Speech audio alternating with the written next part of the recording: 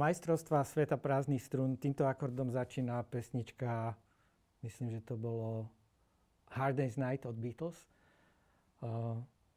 Gitara ako nástroj, ktorý sa líši od ostatných nástrojov tým, že má prázdne struny, ktoré sa výrazne využívajú. Majstrovstvá sveta prázdnych strún som začul cez pandémiu na pošte, na Dlhých dieloch, keď sa boli obrovské rady. A jeden človek vzadu sa rozčuloval, že tá súčasná alternatívna slovenská scéna, to sú majstrovstvá sveta prázdnych strún. Ja som sa zháčil, otočil som sa opatrne dozadu, lebo práve som sa zaoberal významom prázdnych strún na gitare po vzoru Billa Frisella a všetkých mojich obľúbených gitaristov. A bol tam jeden vynikajúci huslista, ktorý sa rozčuloval nad reláciou Umenie, ktorá prezentovala alternatívnu scénu a povedal, toto sú majstrovstvá sveta prázdnych strún. A ja som si vtedy uvedomil, aha, o toto ide. A začal som sa tými strunami teda zaoberať prázdnymi aj kvôli tomu, že to je to, čo gitaru odlišuje od iných nástrojov. A pritom som zistil napríklad, že Brad Meldau, fantastický klavirista, našiel svoj spôsob hrania, unikátny, vďaka tomu, že si predstavuje, ako by to malo hrať, keby to hral na gitare a mal prázdne struny. Gitara je trošku komplikovaný nástroj preto, napríklad, že sa tam opakujú tóny na tom hmatníku. C-čko, stredné, je C, C, C, C, C. Všetky som našiel 5. 5 krát sa tam vyskytuje. A priemerne sa každý tón vyskytuje 2,5 krát. Takže to je dosť náročná vec. Tie tóny sú trošku nelogicky rozhádzané. Ako vlastne sa naučiť hrať na ten nástroj a ako ho potom pochopiť a pokračovať ďalej. Ku podivu, vďaka tomu, ako je gitara naladená, a ona je naladená na princípe kvarty, tak ku podivu toto umožňuje veľmi rýchly postup na začiatku, keď sa človek učí hrať na gitaru. Až príde jeden bod po 2, 3, 4 rokoch. U mňa to došlo po 20. A keď si človek uvedomí, že nerozumie úplne tomu, ako sa to deje a musí sa začať zaoberať vlastne tým, čo to vlastne na tej gitare sa deje, keď na ňu hrá. A začať si viac uvedomovať vzťahy, ktoré na tej gitare vznikajú a spoznávať ich v rôznych situáciách. V rámci toho som si vymyslel obmedzujúce kritériá alebo cvičenia, formu cvičenia, ktoré by ma mohli priviesť k zaujímavej hudbe spôsobom takým, že si nedovolím hrať hocičo a hociako, ale nejakým spôsobom zavnímam tú gitaru, aký má charakter, že má prázdne struny a tak ďalej. A sledujem, že kam ma ten nástroj vedie, čo on chce hrať, v čom je on odlišný od iných vecí.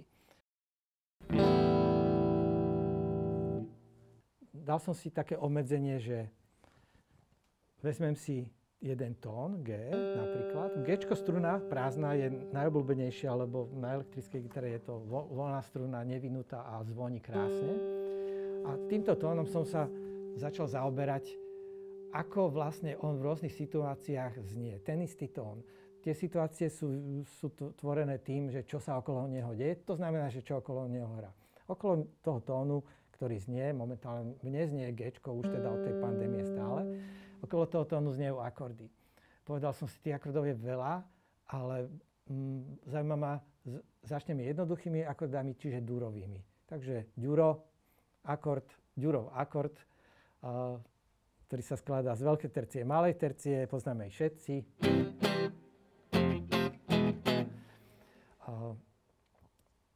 Púšťame k tomu Gčku a zaoberáme sa tým, ako to Gčko vlastne znie v kontexte rôznych durových akordov. Bol to taký zámer, ktorý nakoniec ma priviedol ku veľmi zaujímavej postupnosti akordov, ktorá je neštandardná a v podstate narúša kánon a pritom je krásna. To znamená, že ideme sa na to pozrieť. Gčko tón sa môže vyskytovať v durových akordoch, ktorých je súčasťou. To znamená, že najjednoduchší akord, ktorého súčasťou je Gčko, je akord G-dur a ten tón G je na základnom tóde toho akordu, čiže je to G-dur. Takže znie to asi takto. Gčko, prázdna struna hore mi znie a ja zahrám pod tým, tak na tých troch hrubých strunách G, H, D ako Gčko akord. Ďalší akord, v ktorom sa Gčko vyskytuje a je durový, je, keď sa Gčko vyskytuje ako tercia toho akordu, tak v tom prípade je to už teraz momentálne hádanka, že aký akord je, ktorý má na veľkej tercii Gčko. Tak je to akord, ktorý je o veľkú terciu nižšie, ten jeho základný tón, a to je S. A to je S, G, B. Ďalší akord, tón G, má úlohu kvinty, je to akord C-dur, C, E, G. Takže teraz si zahráme tie tri akordy. G, S, C-dur. No a toto nie je vlastne v jednej tónine, zvláštne sa to moduluje. Nevieme ešte, ako to znie, čo to je, ale je to celkom zaujímavé. Ideme ďalej.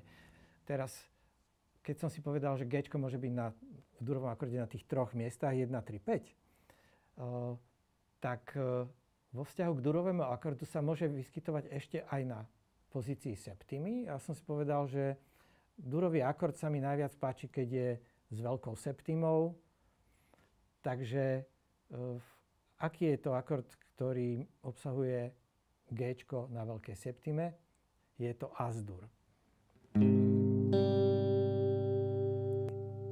Takže máme na jedničke, trojke, peťke, sedmičke, o 2 viac je to na devinke, tu už to trošku treba mať trošku výbavu v terminológii. Takže keď je Gčko ako deviatka, čiže dvojka, tak je to akord F-dur. Zahráme si všetky.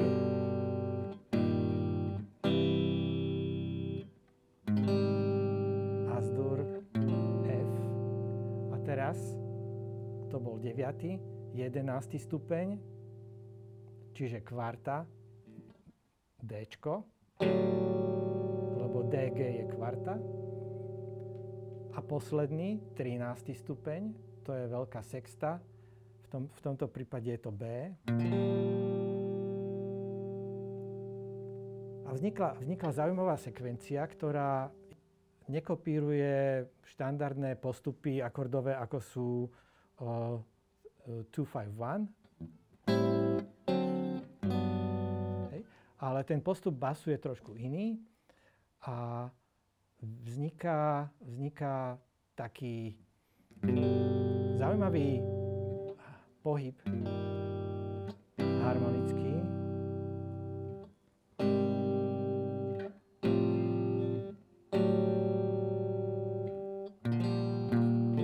Teraz sa mi to opakuje, dostal som sa na to Bčko, čiže na 13. A som naspäť na Gčku. To znamená, že pri tej gitare môžem pokračovať ďalej. Všimneme si, že ten pohyb tých akordov, ktoré tu robím na tých troch strunách, tie trojzvuky, je v podstate stúpajúci.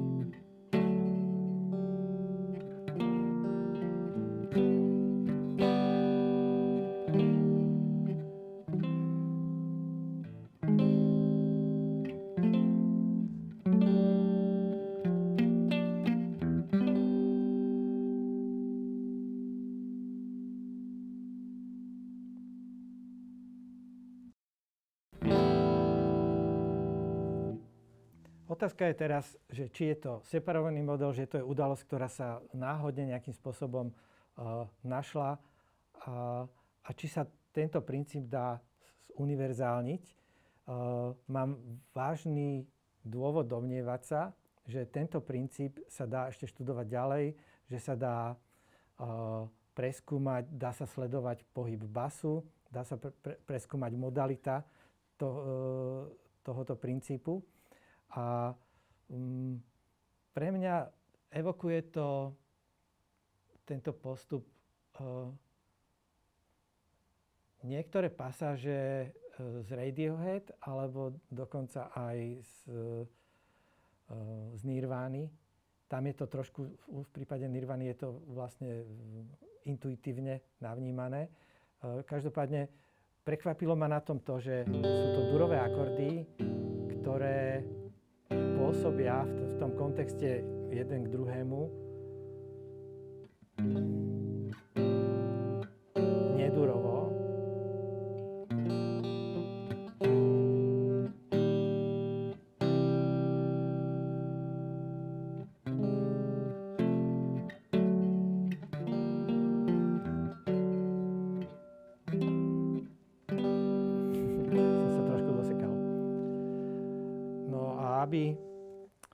Aby to neznelo len príliš jazzovo,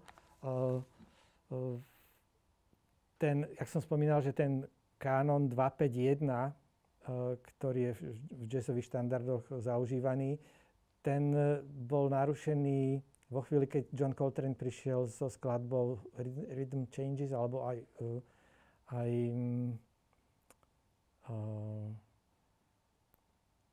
aj Giant Steps, kde porušil túto 2-5-1 postupnosť. Ináč to je v podstate kvartový kruh.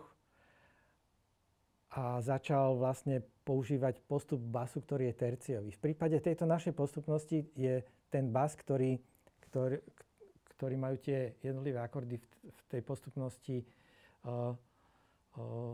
ide po terciách. Lebo keď si vezmem, že G,